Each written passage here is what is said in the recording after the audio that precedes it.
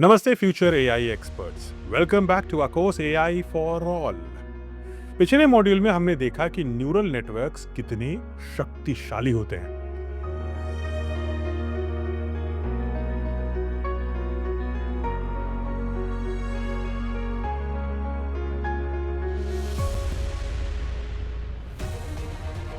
लेकिन इतनी शक्ति होने के बावजूद न्यूरल नेटवर्क्स की भी कुछ सीमाएं होती हैं।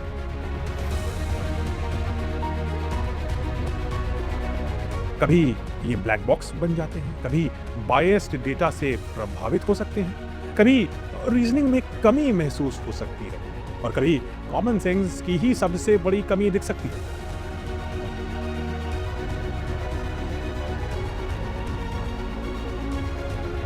लेकिन इन सीमाओं यानी बाउंड्रीज के बावजूद आज भी न्यूरल नेटवर्क्स हमारे चारों ओर हैं।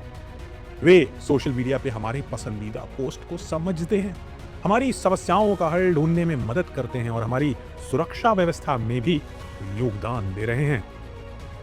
अब सवाल उठता है, क्या न्यूरल नेटवर्क सिर्फ डेटा से जुड़े कामों में ही सक्षम है? क्या ऐसा है? या फिर क्या वे हमारी जिंदगी के साधारण कामों को भी समझ सकते हैं?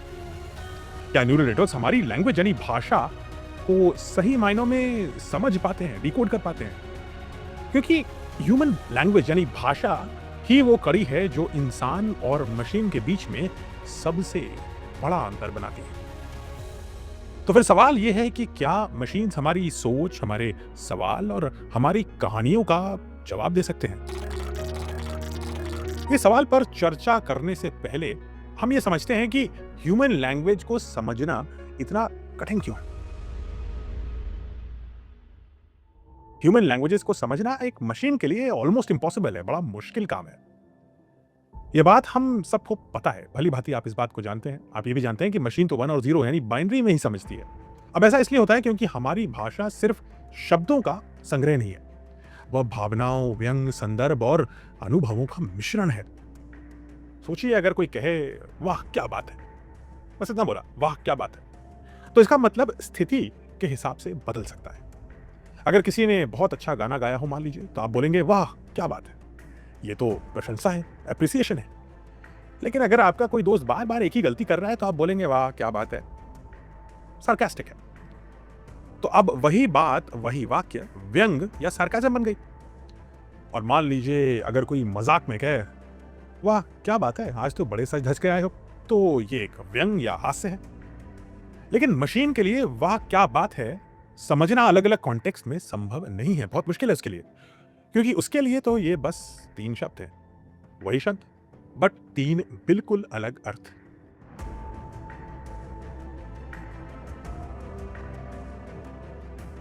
चलिए एक और एग्जांपल से इसी चीज को दोबारा देखते हैं। अगर मैं आपको एक शब्द कहूं लाइट, LIGHT, तो आप क्या सोचेंगे? लाइट क्या? हम इंसानों के लिए लाइट शब्द सुनते ही कई अर्थ खुल सकते हैं। लाइट का मतलब रोशनी, जैसे कमरे में लाइट जलाओ अंधेरा हो गया है। लाइट का मतलब हल्का हो सकता है, जैसे आज बैग बड़ा लाइट लग रहा है, किताबें कम है। लाइट का मतलब कम गंभीर भी हो सकता है, जैसे ये तो बस लाइट मजाक कर रहा था, बुरा मानने की जरूरत नहीं है। लेकिन एक मशीन के लिए ये सब बस एक ही शब्द है। कौन सा अर्थ सही है ये तभी पता लगेगा जब उस मशीन को आप पूरा कॉन्टेक्स्ट समझाएंगे। अब आप सोच रहे होंगे, अरे ये तो बहुत आसान है, एक छोटा बच्चा भी इसको समझ सकता है कि कौन सा लाइट कहां इस्तेमाल हुआ है। हाँ, लेकिन ये इंसान यानी हमारे लिए आसान है क्योंकि हम कॉन्टेक्स्ट को अपने अनुभव, भावनाओं और यादों से तुरंत जोड़ लेते हैं। ये आपके ब्रेन की स्पेशल पावर है। यही कॉन्टेक्स्ट समझने की क्षमता हम इंसानों में जन्म से ही आ जाती है। लेकिन एक मशीन को ये सब कुछ शुरू से सिखाना पड़ता है, step by step, from zero, example by example, कि संदर्भ बदलने से अर्थ कैसे बदलता है।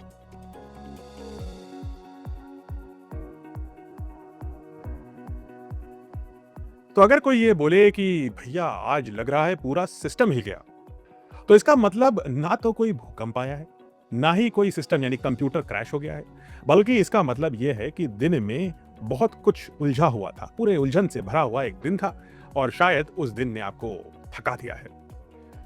या कोई ये कहे आज तो ट्रैफिक ने जान ले ली, तो सच में इसका मतलब ये नहीं है कि ट्रैफिक में किसी की जान चली गई। भाषा में ऐसे एक्सप्रेशंस भरे पड़े हैं।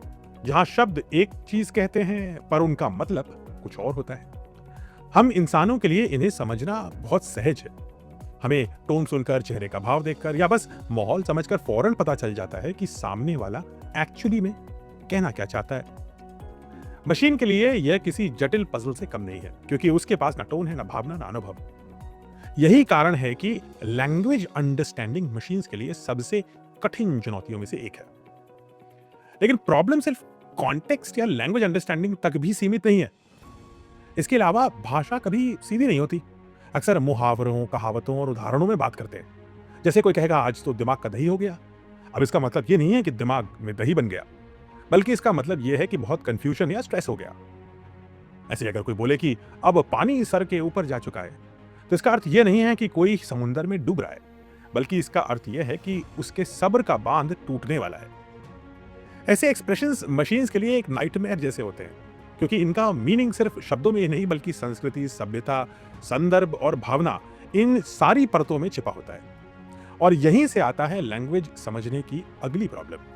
हर भाषा में अपने नियम, अपनी ग्रामर है और अपने सांस्कृतिक अर्थ यानी कल्चरल मीनिंग्स होते हैं।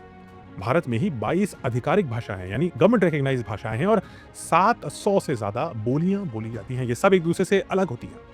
सिर्फ छोटा सा शब्द जैसे पानी ले लीजिए, इस एक शब्द का मतलब हर कुछ 100 किलोमीटर पर पूरी तरीके से बदल जाता है।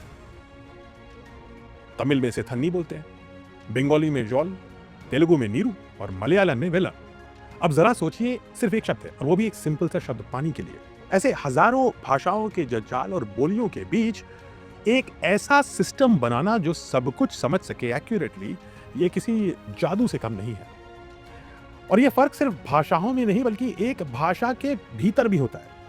मुंबई की हिंदी, दिल्ली की हिंदी, लखनऊ की हिंदी और कानपुर की हिंदी, चारों का लहजा, शब्दों का चयन और भाव, इनका बोलने के तरीके भी बिल्कुल अलग होते हैं। और बात सिर्फ भारत तक ही नहीं सिमटी है। दुनिया में आज 7,000 से ज्यादा बोलने वाली भाषाएं हैं। हर भाषा में अपनी संरचना है, अपना लय है और अपने मुहावरे हैं। यानी एक ही विचार को हर भाषा अपने अनोखे अंदाज में व्यक्त करती है।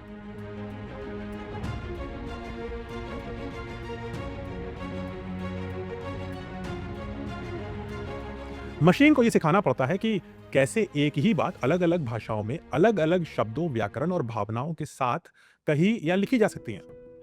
और कभी कभी यह फर्क सिर्फ भाषा का ही नहीं बल्कि मीनिंग का भी होता है। जैसे अंग्रेजी भाषा में एक शब्द है गिफ्ट, आपको बर्थडे पे मिलता होगा। इसका अर्थ होता है तोहफा, सबको पता है। लेकिन अगर यही गिफ्ट जर्मन भाषा में होता तो गिफ्ट का अर्थ है जहर। जर्मन में किसी से बर्थडे गिफ्ट मत मांगिएगा। सोचिए, जहां एक जगह खुशी की निशानी है ये शब्द, वहीं दूसरी जगह खतरे की घंटी है। अगर आप सोच रहे हैं कि भाषा को समझने वाली ये सारी मुश्किलें सिर्फ इंग्लिश या हिंदी में ही होती हैं, तो जरा ठहरिए।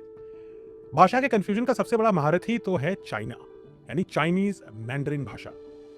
मैंडरिन एक बहुत पुरानी भाषा है चीन में। उसमें कुल 4 टोन होते हैं, हर अक्षर के साथ 4 टोन, और हर टोन का अर्थ बिल्कुल अलग होता है। एक उदाहरण से समझते हैं, थोड़े चाइनीज भी सीख जाएंगे। चाइनीज में एक शब्द है माँ, MA, माँ।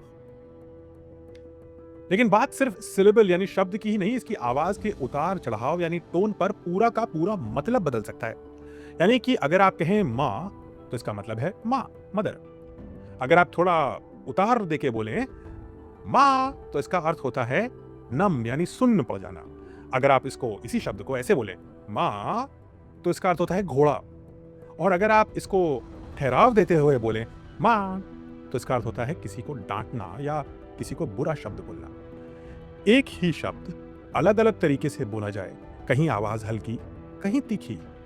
शब्द वही माँ, घोड़े से लेकर के माँ तक और किसी को डांटने से लेकर के सुन्न हो जाने तक, ये सारे के सारे मतलब एक छोटे से शब्द में छुपे हुए हैं। अब किसी चाइनीज व्यक्ति के लिए आवाज के हल्के से अंतर से भी और भावनाओं को समझने की शक्ति की वजह से वो इन सारे अलग अलग जो शब्द के वेरिएशंस हैं उन सबको समझ सकता है। लेकिन मशीन को ये समझना बहुत ही कठिन लगेगा, क्योंकि ये एक हल्का सा वॉइस मॉड्यूलेशन है जो हर इंसान अलग अलग तरीके से भी बोल सकता है। और इस हल्के से मॉड्यूलेशन से घोड़े से लेकर गाली तक सब कुछ एक ही शब्द में आ जाता है। और यही है भाषा का कमाल, एक ही शब्द लेकिन अलग अलग संस्कृति, अलग भावना और बिल्कुल अलग अर्थ। और ये सारे शब्द और भावनाएं बनी हैं हजारों साल के इंसानी लर्निंग के प्रोसेस से।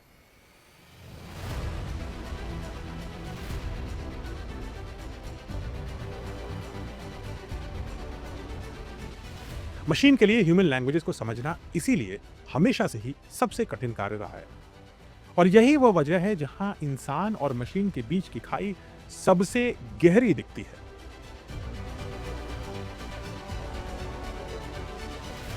क्योंकि हम इंसान इन बारीकियों को सहज, बहुत ही सरल रूप से महसूस तो कर लेते हैं, कभी शब्दों से, कभी टोन से, कभी सिर्फ चेहरा देखकर और कभी बस बोलने के अंदाज से। लेकिन मशीन के लिए इन सबको समझना अभी एक लंबी यात्रा है, जहां उसे हर शब्द, हर अर्थ और हर संदर्भ के बारे में बार बार सीखना पड़ेगा।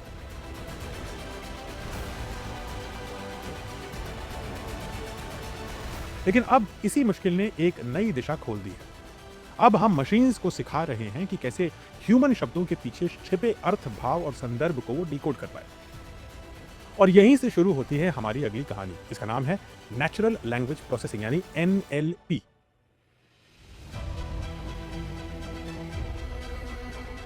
NLP वो तकनीक है जो कंप्यूटर्स को मानव भाषाओं को समझने, विश्लेषण करने और उसका अर्थ निकालने में सक्षम बनाती है। सीधे शब्दों में कहें तो NLP वह सेतु है जो इंसान और मशीन के बीच संवाद या कम्युनिकेशन को संभव बनाता है।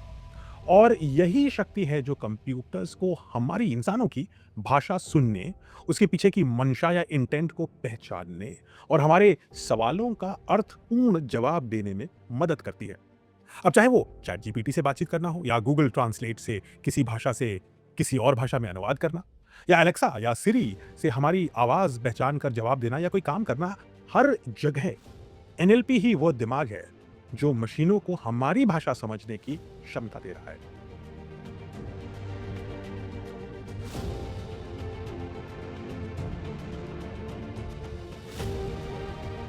तो मेरे फ्यूचर AI एक्सपर्ट्स, अब तक आपने देखा कि भाषा ही वो ताकत है जो हमें इंसान बनाती है।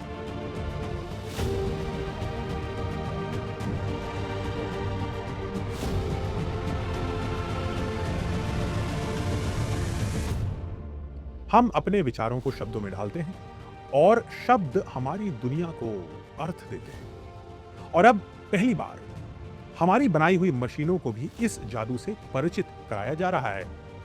NLP ने इंसान और मशीन के बीच की दीवार को खत्म करने की शुरुआत कर दी है।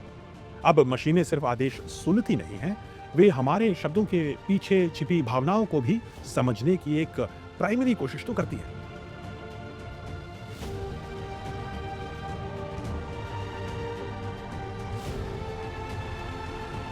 यह एक नई शुरुआत है जहां आर्टिफिशियल इंटेलिजेंस हमारी बातों को महसूस करना सीख रहा है, उसी तरीके से जैसे हम करते हैं।